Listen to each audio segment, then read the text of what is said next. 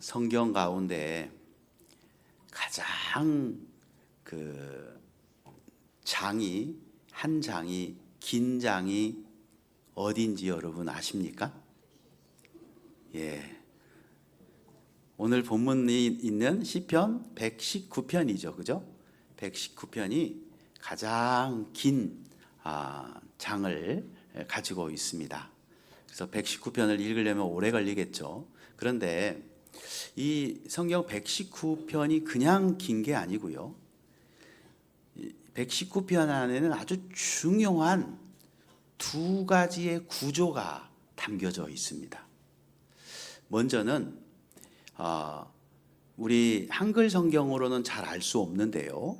원문인 히브리어 성경을 보면 그것을 확연하게 알 수 있습니다. 그 내용은 뭐냐면 이 시편 119편은 22개의 단락으로 되어져 있습니다. 그 단락이 이제 22개의 단락으로 되어져 있는데 그냥 쓴 게 아니죠. 이 22개의 단락인데 한 단락이 8절로 되어 있습니다. 8절로. 그래서 오늘 우리는 한 단락을 읽었는데요. 8절로 되어 있는데 이 8절로 되어 있는데 또 더 신기한 것은 히브리어는 22개의 알파벳을 가지고 있습니다. 처음에 알렙으로 이렇게 시작을 하는데요. 그런데 이 한 단락 한 단락마다 첫 번째 단락은 그 8절로 되어 있는 8절의 첫 글자가 바로 히브리어 첫 번째 알파벳인 알렙으로 되어 있습니다. 그러니까 8절 모두가 알렙으로 그렇게 시작을 하고요. 그 다음에 두 번째 단락은 역시 또 8절로 되어 있는데 그 시작을 베트로 그렇게 시작을 합니다. 그러니까 22개의 단락이 22개의 알파벳으로 그 단락의 절마다, 그러니까 하나가 아니라 그 절마다 그 알파벳으로 순서별로 이렇게 시작되고 있다는 것 참 쉬운 일이 아닌데 의도적으로 저자는 그렇게 시를 썼다는 것이죠. 참 대단하죠. 그리고 두 번째의 특징이 있는데 그 두 번째의 특징은 뭐냐면 대부분의 그 절마다 꼭 들어있는 게 하나가 있는데 그것은 뭐냐면 하나님의 말씀을 상징하는 단어들이 대부분의 그 절에 다 들어있다는 것입니다. 물론 말씀이라고 하는 그 단어뿐만이 아니라 그 단어를 상징하는 단어들이 말씀이라고 하는 말은 들어있지 않지만 그 단어들을 상징하는 그러한 단어들이 각 절마다 다 들어있다는 것이죠. 그래서 이 시편 119편의 가장 큰 중요한 주제는 뭐냐면 말씀이라는 겁니다. 말씀. 올해 우리 교회 표어가 예수님을 바로 알고 바로 믿고 바로 따르자입니다. 그런데 예수님을 바로 알고 바로 믿고 그리고 바로 따르기 위한 그 근거가 어디에 있느냐? 어떻게 바로 믿고 어떻게 바로 알고 바로 따라야 하는 그 근거가 무엇이냐라고 말할 때 저는 그 근거를 말씀이라고 저는 이야기하고 싶습니다. 말씀대로 알고 말씀대로 믿고 또 말씀대로 따라야 하지 않겠습니까? 그렇기 때문에 우리 그리스도인들의 삶에 있어서 정말 말씀은 너무너무 중요한 것이다 라고 이야기할 수 있습니다. 그래서 이제 오늘 본문 119편의 전체의 그런 내용들을 통해서 말씀에 대한 우리의 태도가 어떠해야 하는지에 대해서 그 하나님의 말씀에 대한 그런 내용들을 한번 오늘 말씀을 통해서 살펴보도록 하겠습니다. 자, 오늘 본문이 주는 첫 번째 말씀에 대한 하나님의 말씀은 무엇이냐에 대해 말씀에 대한 우리의 태도가 무엇이냐라고 얘기할 때 그 첫 번째는 말씀의 중심성이다라고 이야기할 수 있습니다. 여러분, 오늘 이제 예배를 마치고 집에 돌아가시면 이 시편 119편을 한번 1절부터 끝까지 한번 읽어 보셨으면 좋겠습니다. 1절부터 끝까지 읽어 보는데요. 아까 제가 말씀을 드렸듯이 이 시편은 22개의 단락으로 8절씩 한 단락이 되어서 기록되어 있기 때문에 그 알파벳이 또 22개라 그랬잖아요. 히브리어. 그래서 22 곱하기 22개의 단락 8절 하면 176절이에요. 그런데 이 시편 119편은 정확하게 176절로 되어 있습니다. 그런데 각 절마다 아까 이야기한 두 번째 특징, 하나님의 말씀을 상징하는 단어들이 들어있다라고 그렇게 말씀을 했는데, 오늘 본문을 보면, 오늘 이제 첫 번째 단락도 보면 1절에 보면 그 하나님의 말씀을 상징하는 단어가 율법입니다. 율법을 지켜야 된다. 율법은 하나님의 말씀이지 않습니까? 2절에 보면 증거로 되어 있고요. 3절에 보면 주의 도, 4절에 법도, 5절에 율례, 6절에 계명, 이렇게 모든 절마다 하나님의 말씀을 상징하는 그런 개념들이 다 들어있는 것을 볼 수 있습니다. 물론 몇 구절은 들어있지 않는 구절도 있지만 거의 176개 구절 가운데 170개 정도의 구절이 다 하나님의 말씀을 상징하는 그런 단어들이 들어있습니다. 여러분, 이것은 결코 우연이 아니죠. 그죠?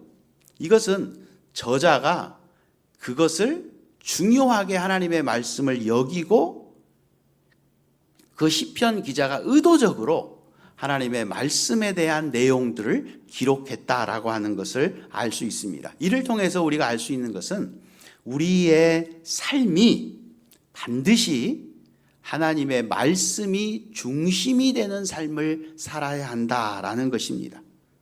그런데 오늘날 수많은 그리스도인들 가운데에는 하나님의 말씀과 우리의 생활을 분리해서 생각하려고 하는 경향이 있습니다. 여러분, 이것은 지극히 비성경적인 생각입니다. 말씀은 그렇지만 삶은 그게 아니야. 살아봐. 말씀대로 살 수 있어? 하면서 말씀은 말씀이고 생활은 생활인 것처럼 그렇게 생각을 합니다. 우리가 예배 시간을 통해서 하나님의 말씀을 듣습니다. 그리고 또 성경 공부를 통해서 성경을 연구하기도 합니다. 그런데 그때는 분명히 하나님의 말씀을 공부하고 하나님의 말씀을 듣습니다. 그런데 문제는 뭐냐면 이제 그 성경책을 덮고 직장에 출근을 하기도 하고 또 가정생활에서 가족들과 함께 시간을 보내고 또 여가를 즐기기 위해서 친구들을 만나면 이 하나님의 말씀이 기억조차 되지 않는다는 것이죠. 그리고 이 하나님의 말씀이 잘 적용되지 않는다는 것입니다. 하나님의 말씀과는 무관한 그런 삶을 살아갈 때가 참 많이 있다라고 하는 것을 우리는 생각해 볼 수 있습니다. 유명한 기독교의 변증가인 C.S. 루이스라고 하는 분이 그의 책에서 이런 얘기를 하고 있습니다. 어떤 얘기냐면 이제 그냥 지어낸 얘기겠지만 고참 마귀가 신참 마귀에게 어떻게 하면 인간들을 멸망의 길로 그렇게 끌고 갈 수 있을지 그 비결에 대해서 교육하는 내용이 나옵니다. 그러면서 고참 마귀가 신참 마귀에게 이렇게 말합니다. 사람들이 성경을 읽으려고 하면 성경을 읽지 못하도록 방해해야 돼. 왜냐하면 하나님의 그 말씀에는 어마어마한 능력이 있거든. 그것을 알지 못하도록 방해해야 돼. 그런데 말이야, 아무리 방해를 해도 끝끝내 성경을 읽는 사람들이 꼭 있거든. 그럴 때는 플랜 B를 통해서 움직여야 돼. 하나님의 말씀을 읽었다 할지라도 그 말씀을 덮고 난 후에는 하나님의 말씀을 기억하지 못하게 하고 또 생활에 하나님의 말씀을 무엇보다도 적용하지 못하도록 그렇게 해야 돼. 그러면 아무리 성경을 많이 읽었다 할지라도 말씀과는 무관한 삶을 살아갈 수 있거든. 그렇게 하면서 고참마귀가 신참마귀를 교육한다는 것입니다. 그런데 여러분, 그 내용을 이렇게 들어보면 소름 끼치게도 꼭 우리의 삶을 대변해 주는 말이 아닐까라는 생각을 해봅니다. 우리가 말씀을 듣습니다. 말씀을 읽습니다. 또 말씀을 공부하기도 합니다. 그런데 그 말씀을 기억하면서 그 말씀을 삶에 적용하며 살아가지 않을 때가 우리에게 너무나 많이 있다는 것이죠. 아예 삶에서는 말씀을 전혀 생각하지 않고 세상적인 가치관과 세상적인 삶의 방식을 통해서 그렇게 살아가는 겁니다. 말씀은 교회에서 이렇게 설교 들을 때나 필요한 거지, 살아가는 데는 세상의 방식과 세상의 어떤 그런 삶의 습관을 따라서 그렇게 살아간다는 것입니다. 그런데 오늘 말씀이 우리에게 전해주는 메시지는 뭐냐면, 교회에서뿐만이 아니라 가정에서도 직장에서도 또 친구들을 만날 때에도 언제나 우리는 하나님의 말씀을 생각하고 그 말씀 중심적으로 우리가 살아가야 한다는 사실입니다. 이처럼 언제든지 어디서나 하나님의 말씀을 늘 생각하고 그 말씀을 삶에 적용하며 그 말씀을 실천하며 이 땅을 살아가는 그런 우리 모두가 다 될 수 있기를 주님의 이름으로 축복합니다. 두 번째로는 오늘 본문이 우리에게 전해주는 두 번째 메시지는 뭐냐면 말씀의 역동성입니다. 우리 저 뒤에 있는 시편 119편 41절, 42절 앞에 스크린 보고 한번 읽어보겠습니다. 여호와여,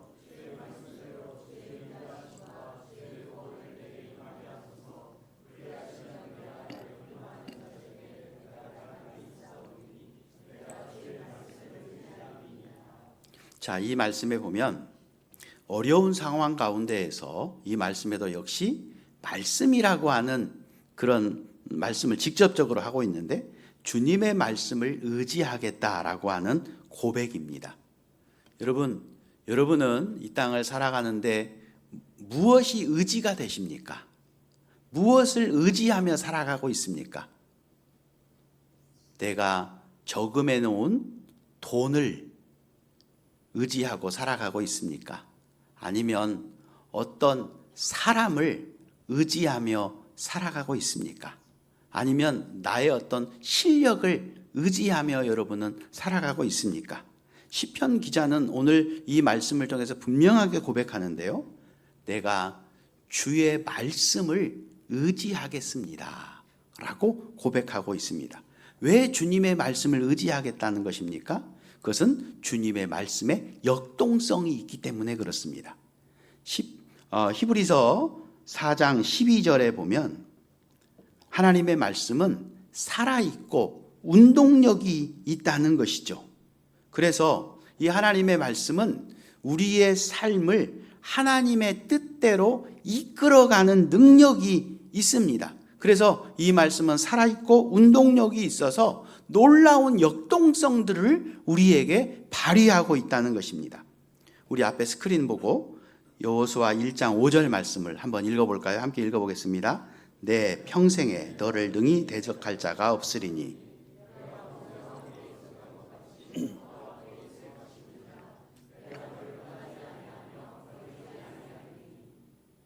자, 이 말씀은 이제 모세가 여호수아에게 하나님의 말씀을 전해주는 내용의 말씀입니다. 그런데 저는 이 말씀을 참 제가 개인적으로 좋아하는 말씀입니다. 이 말씀을 좋아하게 된 이유는 제가 얼마 전에 설교 시간에 말씀드렸죠. 안요한 목사님의 일대기를 그린 낮은 대로 임하소서라고 하는 영화를 보면서 그 영화에서 이 말씀이 나오거든요. 나중에 안요한 목사님이 이제 막 인생에 완전히 실패하고 좌절하고 그럴 때에 이 말씀을 붙들고 그 목사님이 일어서거든요. 그때 저도 이 말씀을 이제 제가 학생 때였으니까 잘 몰랐는데 그때 이 말씀을 알게 되었고 그래서 이 말씀을 너무너무 좋아했습니다.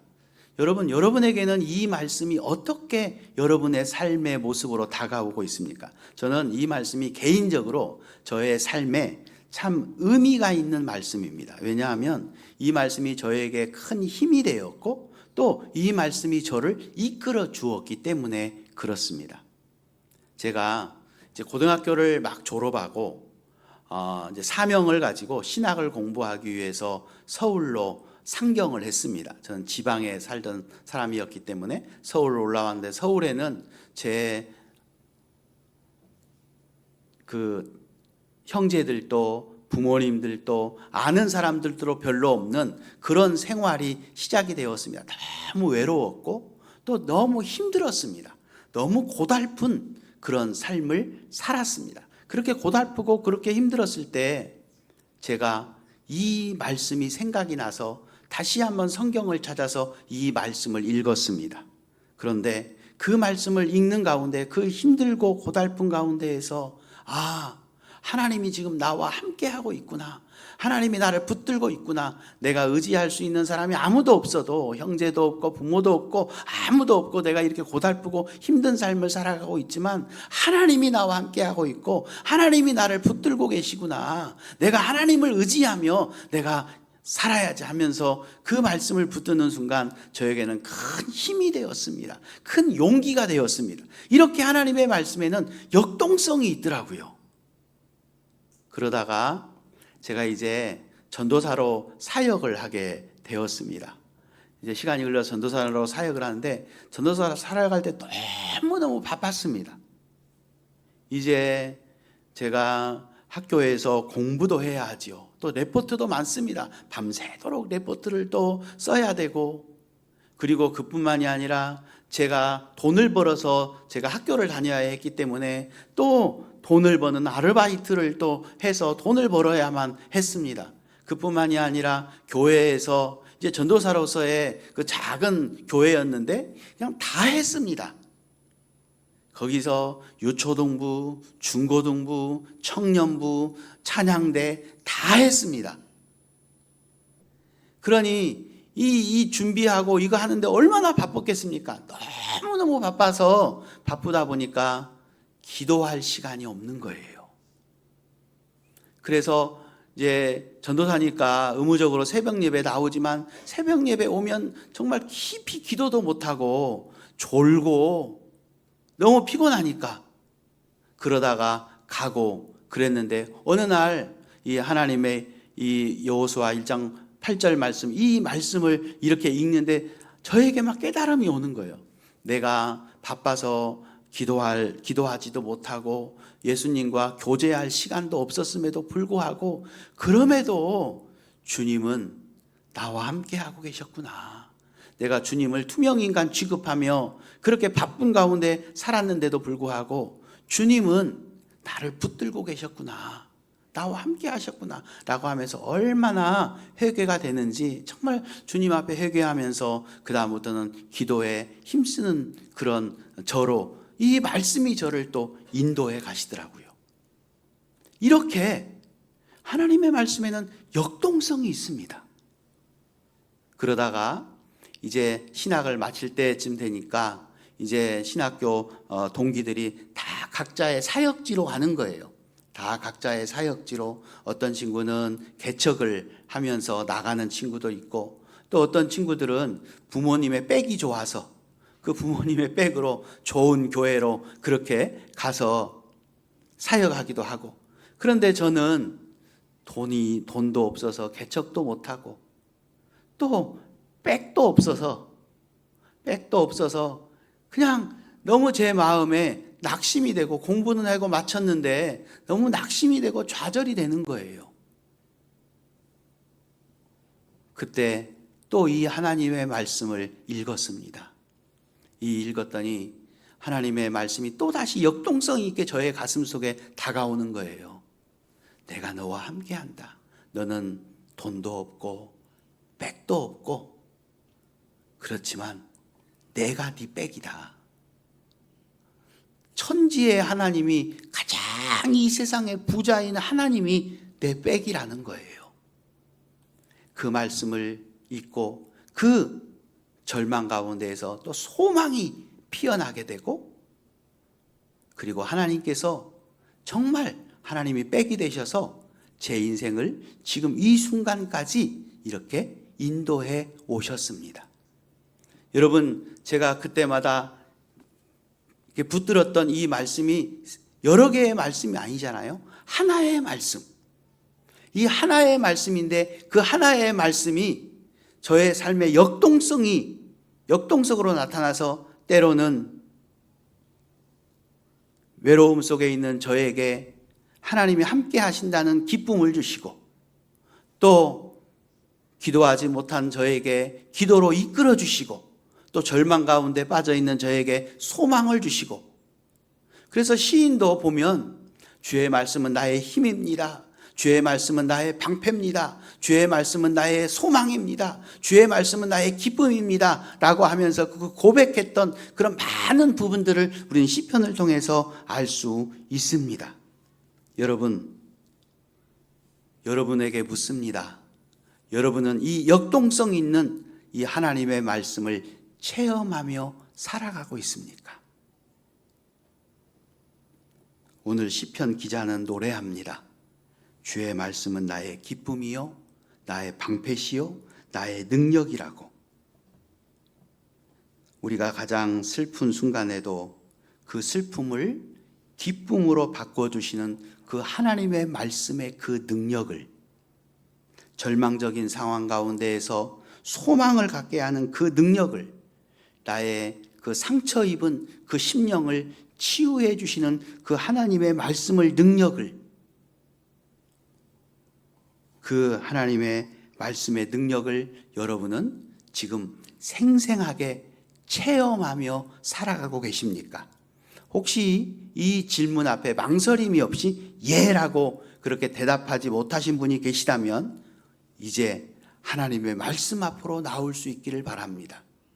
살아있고 운동력이 있는 좌우의 날선 검과 같은 그 능력의 그 하나님의 말씀을 만나고, 그 말씀을 통해서 하나님을 만나고, 그 말씀을 통해서 하나님을 경험할 수 있는 그런 우리 모두가 다 될 수 있기를 주님의 이름으로 축원합니다.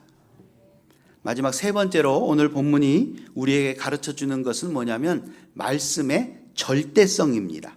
오늘 말씀 1절과 2절을 한번 읽어보도록 하겠습니다. 1절 2절 읽습니다. 행위가 온전하여 여호와의 율법을 따라.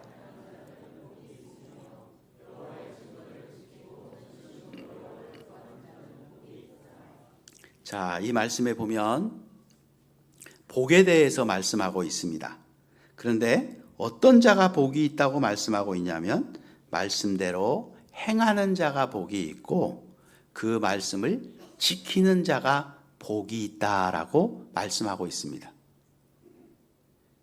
요한계시록에도 보면 복에 대해서 말씀하면서 그런 내용이 나오죠.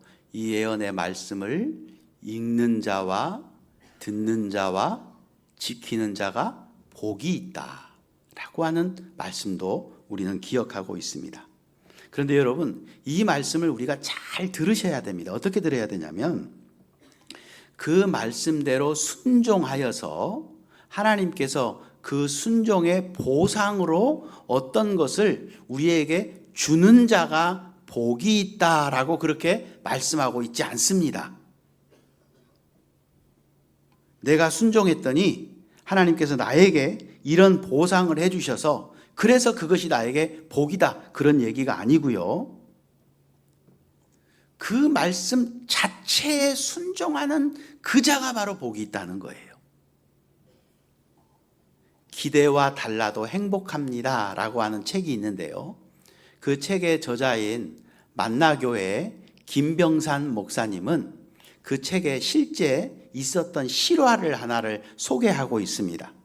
그 실화는 일본판 쉰들러라고 하는 그 스기하라의 이야기를 소개하고 있는데요. 제가 그 이야기를 잠시 해드리겠습니다.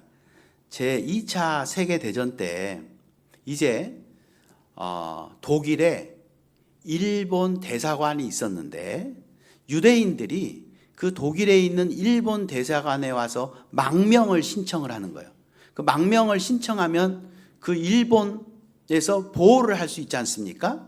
그래서 일본에 망명을 신청을 하는 거예요. 그 이유는 뭐냐면 이 독일이 유대인들을 엄청나게 학살을 하지 않았습니까? 수용소에 가두어서 그 죽음의 수용소에서 학살을 했기 때문에 거기에서 살아나기 위해서 일본 대사관에 와서 망명을 신청을 하였습니다.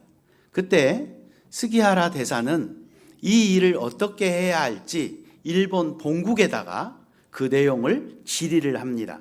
많은 유대인들이 지금 망명을 신청을 하려고 하고 있는데 어떻게 해야 하겠습니까? 라고 그렇게 일본 본국에 질의를 했더니 일본 본국에서 답변이 왔습니다. 그 망명을 받아주지 마라 라고 하는 답변이었습니다. 여러분 같으면 어떻게 하겠습니까? 이 스기하라 대사는 그때 참 난처했겠죠. 그죠? 왜냐하면 이 망명을 받아주지 않으면 이 사람들은 죽을 것이고 또 그 망명을 내가 받아주면 내가 일본 당국으로부터 일본 당국의 말을 듣지 않았기 때문에 그 대사에서 해임되지 않겠습니까?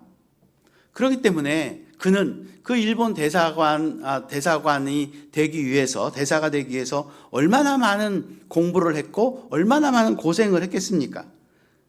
그러니 내가 살자니 다른 사람이 죽겠고 다른 사람을 살리자니 내가 죽을 그런 상황입니다. 그 선택의 기로에서 이 스기하라는 결단을 합니다. 어떤 결단을 하냐면 그는 신실한 크리스찬이었습니다. 하나님의 말씀 앞에 섰습니다. 하나님의 말씀 앞에 섰을 때 그는 그 생명을 구원해라라고 하는 그 하나님의 그 말씀을 따라서 그 생명들을 구하는 선택을 합니다.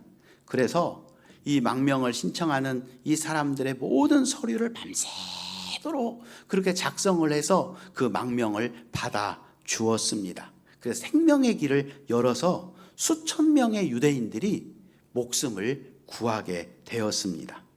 그는 이 스기하라는 자기의 목숨을 걸고 하나님의 말씀에 순종한 것입니다. 어떻게 되었을까요? 그가 잠시 좌천되기는 했지만 훗날 스기하라 대사는 일본의 총리의 자리까지 오릅니다. 여러분 이런 간증을 기대하시죠? 그러나 그런 일은 벌어지지 않았습니다. 그는 이 대사의 자리에서 물러나야만 했고 그래서 그는 본국의 말을 어긴 사람이 되어서 이제 그는 이 본국의 어떤 그 직책에서 해임되게 됩니다. 그리고 힘겨운 삶을 살아가게 됩니다. 세월이 흘러서 이제 그의 그 어느 기자가 이 스기하라 대사의 아들에게 인터뷰를 합니다. 아버지의 삶을 어떻게 평가하십니까? 그럴 때 그는 뭐라고 대답했을까요? 기대가 달라도 행복합니다 라고 하는 그 책의 내용을 그대로 제가 읽어드리겠습니다. 훗날 그의 아들은 아버지의 선택에 대해 아버지는 성공한 인생을 사셨습니다. 하나님께서 아버지를 필요로 하셨을 때 옳은 선택을 하셨으니까요 라고 말했다 라고 그렇게 책에 기록이 되어 있습니다. 여러분 그 아버지의 그 아들 아닙니까? 부전자전 아닙니까?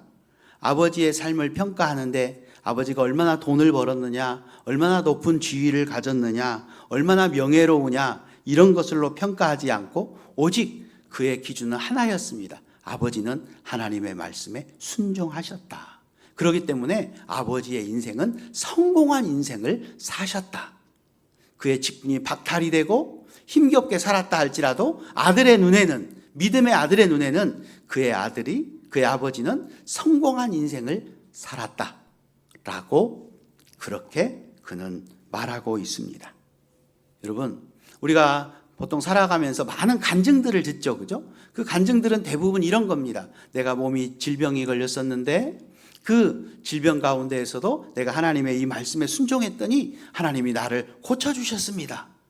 내가 사업을 하는데 주일날이면 쉬어야 된다고 배워서 내가 결단을 하고 주일날 쉬었습니다. 그랬더니 하나님께서 평소에 더 많은 것으로 저를 축복해 주었습니다 라고 하는 그런 간증들을 많이 여러분 들었을 거라고 생각합니다. 물론 그 간증이 틀린 간증이라고 말하고 싶지는 않습니다. 아마 저의 삶에도 여러분의 삶에도 그런 간증들이 분명히 있을 거라고 저는 믿습니다. 그러나 여러분, 저는 여러분들의 믿음이 좀 더 성숙해서 그런 간증이 아니라 이런 간증을 하는 여러분이 되었으면 좋겠습니다. 제 몸이 아픕니다. 그럼에도 저는 하나님의 말씀에 순종했습니다. 그리고 여전히 저는 몸이 아픕니다. 그러나 저는 그 아픈 몸을 이끌고 하나님의 말씀에 순종하며 살아갈 수 있다는 내 자신이 너무 기쁘고 저는 그래서 행복합니다. 저는 사업을 합니다. 그러나 하나님의 말씀대로 내가 사업을 해야 한다고 생각하고 하나님의 말씀대로 사업을 합니다. 그러나 지금도 저는 경제적으로 힘들고 어렵습니다. 그럼에도 불구하고 나는 하나님의 말씀대로 이렇게 사업을 하고 있다는 그것이 나는 기쁨이요 나는 행복입니다 라고 하는 이런 간증을 할 수 있는 그런 우리가 되었으면 좋겠습니다. 오늘 본문 말씀처럼 하나님을 의지하는 것 자체가 기쁨이고 하나님 앞에 순종하는 것 자체가 우리에게 복이 되는 그런 우리가 되었으면 좋겠습니다. 순종이 성공이고 순종이 기쁨이고 순종이 축복이고 순종이 영광이기 때문에 그렇습니다. 우리 모두가 이렇게 하나님의 말씀을 따라 살아가는 그런 복된 삶을 살아가는 우리 모두가 다 될 수 있기를 축복합니다. 사랑하는 성도 여러분, 1900년경에 실제 있었던 이야기 하나 하고 제가 말씀을 마치겠습니다. 강화도 북쪽의 해안 마을에 종순일이라고 하는 큰 부자가 있었습니다.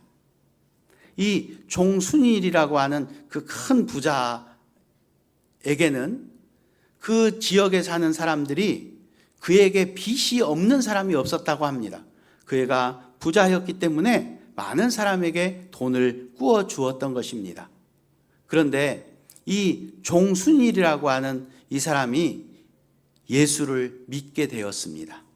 예수를 믿고 그가 어느 날 이제 하나님의 말씀인 성경을 읽었는데 성경의 마태복음 18장을 읽었습니다. 그 마태복음의 18장에는 어떤 내용이 나오냐면 이런 내용이 나옵니다. 임금이 1만 달란트의 그런 빚진 자를 탕감해 주었습니다. 그런데 이 1만 달란트의 빚진 자가 자기는 탕감을 받았음에도 불구하고 자기에게 100데나리온의 빚진 자를 빚을 갚지 않는다고 감옥에 가둬버렸고 그래서 임금이 아주 노했다는 그런 내용의 말씀입니다. 이 종순일이 이 말씀을 읽고 고민에 빠집니다. 며칠을 고민합니다. 그리고 주일 예배가 마친 후에 자기에게 돈을 빌려간 사람들을 다 자기 집으로 불러 모아듭니다. 사람들은 불안한 마음을 가지고 모였습니다. 그때 종순일은 이렇게 그들에게 말합니다. 내가 마태복음 18장을 읽었는데 거기에 나온 악한 종이 바로 나입니다. 내가 주님의 은혜로 죄사함을 받은 것이 1만 달란트의 빚을 탕감받는 것보다 더 큰데 내가 여러분에게 돈을 받으려고 하는 것은 내가 100데나리온을 받으려고 하는 그 종과 같지 않겠습니까? 그러니 오늘부터 당신들이 나에게 진 빚은 없는 것으로 하겠습니다. 그렇게 말하고 그 자리에서 빛 문서를 꺼내어서 불태워 버렸다고 합니다. 여러분, 이것이 무엇입니까? 말씀을 읽고 듣는 데서 끝나는 것이 아니라 그 말씀을 지키고 그 말씀대로 행하려고 한 어떤 한 사람의 실제 있었던 이야기입니다. 오늘 여러분에게 질문을 드리고 싶습니다. 여러분 마음속으로 솔직하게 답해 주시기 바랍니다. 하나님의 말씀이 여러분의 삶에 정말로 숨쉬고 있습니까? 그 말씀이 여러분의 일상 생활 가운데 역사하고 있습니까? 이 질문에 예라고 힘있게 대답할 수 있는 여러분들이 다 될 수 있기를 축원합니다.